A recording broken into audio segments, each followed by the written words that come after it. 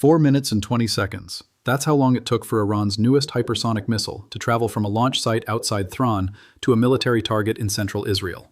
Not 10 minutes, not 15 minutes, 4 minutes and 20 seconds. From ignition to impact, launch detected to explosion, warning issued to destruction completed. And here's the detail that makes every Israeli civil defense planner want to resign immediately. Israel's missile alert system requires 6 minutes to complete its full warning cycle. Detect the launch, calculate the trajectory, determine the impact zone, transmit alerts to the affected areas, sound the sirens, get the population into shelters. 6 minutes. The missile arrives in 4 minutes and 20 seconds. It hits 1 minute and 40 seconds before the warning system can finish telling people to take cover. The Fa-2, that's what Iran is calling it. A hypersonic glide vehicle with a range of over 700 kilometers and a speed that Israeli radar operators initially refused to believe when they saw it on their screens. Mach 15, 15 times the speed of sound. That's 11,500 miles per hour. That's 3,001 miles per second. The distance from Tran to Tel Aviv is 990 miles. Do the math. At 3,001 miles per second, 990 miles takes 4 minutes and 20 seconds. And there is no defensive system currently deployed in Israel or anywhere else that can reliably intercept a target moving at Mach 15 while maneuvering during its terminal approach. The Fattah 2 is not Iran's first hypersonic missile. Iran unveiled the Fattah 1 last year, with Mach 13 capability and a 1,400-kilometer range. The Fattah 2 is the upgraded variant.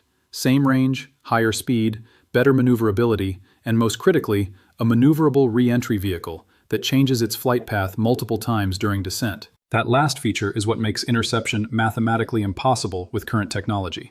Here's how missile defense works. When it works, a radar detects an incoming missile.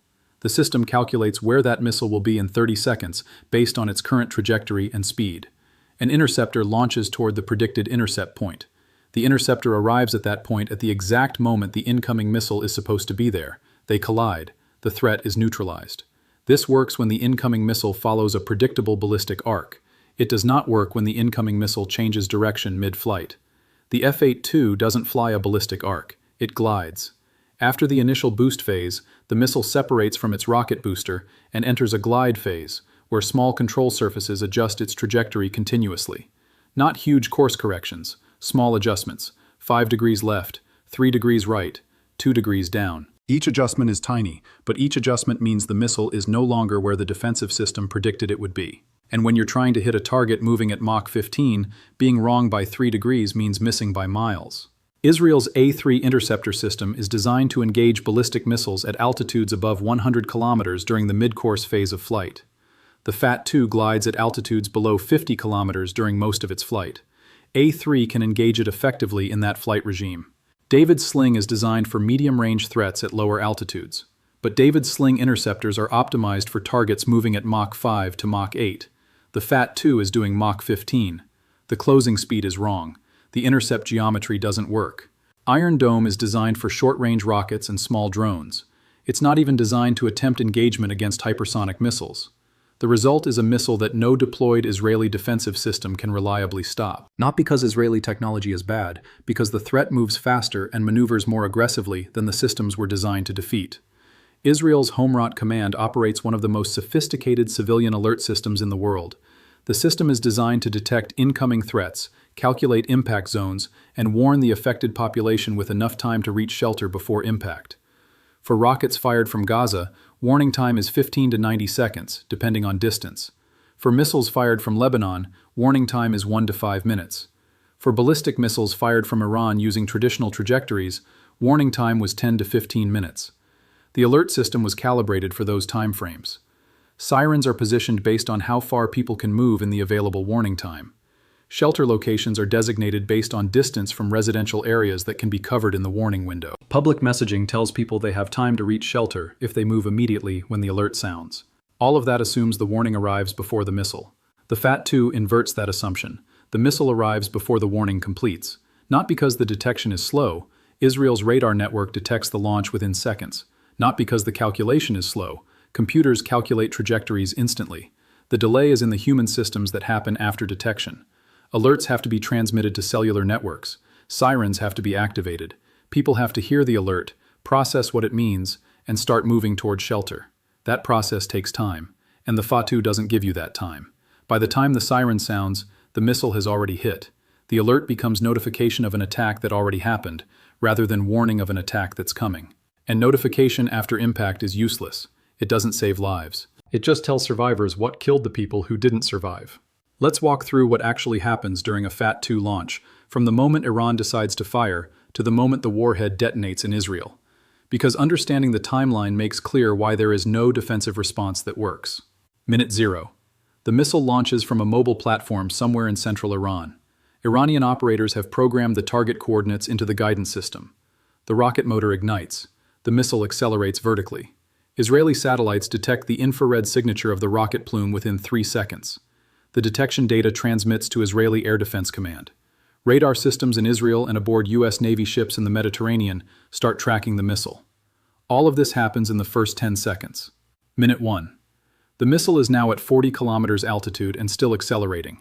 Speed is approaching Mach 10. Israeli air defense computers are calculating the trajectory. The calculation shows the missile is headed toward Israeli airspace, not toward the Mediterranean, not toward Jordan, toward Israel. Decision protocols activate. Do we attempt intercept? A3 batteries go to ready status, but the missile is still accelerating, still climbing, and the optimal intercept window is closing. Minute 2. The missile reaches peak altitude around 50 kilometers and separates from its booster. The hypersonic glide vehicle begins its descent phase. Speed is now Mach 15. Israeli air defense makes the decision. Launch A3 interceptors. 2 interceptors fire from separate batteries. Flight time to intercept zone is 90 seconds. The Fattah 2 will be in Israeli airspace in 120 seconds. The math is tight, but theoretically possible. Minute 3. The Fattah starts maneuvering, small course adjustments using its control surfaces. The glide path is no longer the predicted ballistic arc. The A3 interceptors are traveling toward an intercept point based on the pre-maneuver trajectory. The missile is no longer going to be at that point. Israeli radar tracks the maneuvers in real time, updates the intercept calculations, and realizes the interceptors are going to miss. There is no time to launch additional interceptors. The missile is 45 seconds from impact. Minute 4. Homefront Command activates sirens in the calculated impact zone. The FA-2 is now at 15 kilometers altitude, descending at Mach 15, maneuvering through its terminal approach. People in Tel Aviv hear the sirens and start moving toward shelters. The missile impacts a military command facility 20 seconds after the siren sound. The people who were moving toward shelter when the explosion happened are still moving. They didn't make it. The warning time was 20 seconds. The time required to reach shelter from most locations in Tel Aviv is 90 seconds minimum. The attack is over 4 minutes and 20 seconds. Detection happened. Calculations happened. Intercept attempts happened. Warnings happened. None of it mattered because the missile moved too fast and maneuvered too well for any of the defensive responses to work. For the last 15 years, Israelis have lived with the understanding that missile defense works. Not perfectly, not every time, but well enough that the threat from rockets and missiles was manageable. Iron Dome intercepts 90% of rockets from Gaza. Arrow and David's sling systems engage longer-range threats with reasonable success rates. The civilian population trusts that when sirens sound, they have time to reach shelter, and the defensive systems have a good chance of intercepting the threat before it hits. The Fattah destroys that trust. Not gradually, instantly. Because once the population understands that warning time no longer exists, the entire civil defense framework stops working. Shelters are useless if you can't reach them before impact. Alert systems are useless if the alert arrives after the explosion. Defensive interceptors are useless if the threat moves too fast to hit. The psychological impact of this realization is more destabilizing than the physical damage from the missile strike itself. Israeli civilians have endured rocket attacks for decades by trusting that the defensive systems and warning protocols would keep them safe most of the time. When that trust breaks, when people realize they could die before the warning even sounds, the calculus of living in Israel changes. You cannot build a society where millions of people go to work, send children to school, and live normal lives when death can arrive in 4 minutes with no effective warning and no defensive counter. The statements didn't mention that the warning system failed, didn't mention that the Arrow 3 interceptors missed, didn't mention that if Iran had targeted a civilian population center instead of a military facility, hundreds would have died before anyone reached shelter. Those facts are too destabilizing to acknowledge publicly. But everyone in Israel's defense establishment knows them, and everyone is asking the same question. What do we do when the next Fattah launches? The 4-minute flight time doesn't just break civilian defense, it breaks military response cycles. Israeli doctrine for responding to Iranian missile threats assumes that early warning provides time to launch retaliatory strikes before the Iranian missiles impact.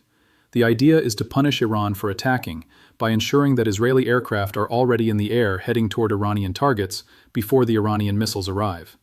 That creates deterrence. Iran knows that launching missiles means Israeli retaliation is already underway before the missiles even hit their targets. 4-minute flight time eliminates that response cycle. By the time Israeli commanders receive confirmation of a launch, analyze the threat, authorize a retaliatory strike, and get aircraft airborne, the incoming missile has already impacted. The retaliation happens after the damage is done, not before. That changes the deterrence calculation. Iran no longer has to worry that launching missiles triggers immediate retaliation that arrives before their attack is complete. They can launch, assess the damage, and then decide how to respond to Israeli retaliation. That's a much more favorable operational timeline for Iran than the one that existed when Israeli forces had 10 to 15 minutes of warning.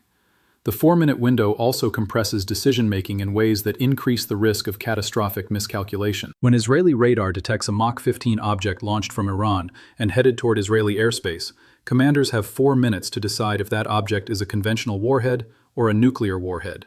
4 minutes to decide if this is a limited strike or the first wave of a total war scenario. 4 minutes to decide if the appropriate response is a proportional conventional retaliation or an escalation to weapons of mass destruction. Those are decisions that should never be made under 4-minute time pressure. But the Fattah forces exactly that scenario. Iran's demonstration that hypersonic missiles can hit targets in 4 minutes with no effective defense is not a message for Israel alone. It's a message for every country that relies on missile defense systems and early warning networks. The United States operates similar systems, so does Taiwan. All of them are built on the same assumptions that just failed in Israel. That warning time exists, that intercept systems can engage hypersonic threats, that civilian populations can shelter before impact. China is developing hypersonic missiles with capabilities similar to or exceeding the Fattah. Russia already operates them. North Korea is working on them.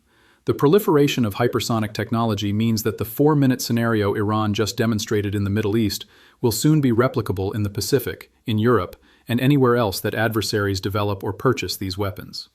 The comfortable assumption that air defense and missile defense provide meaningful protection against modern threats is dying in real time.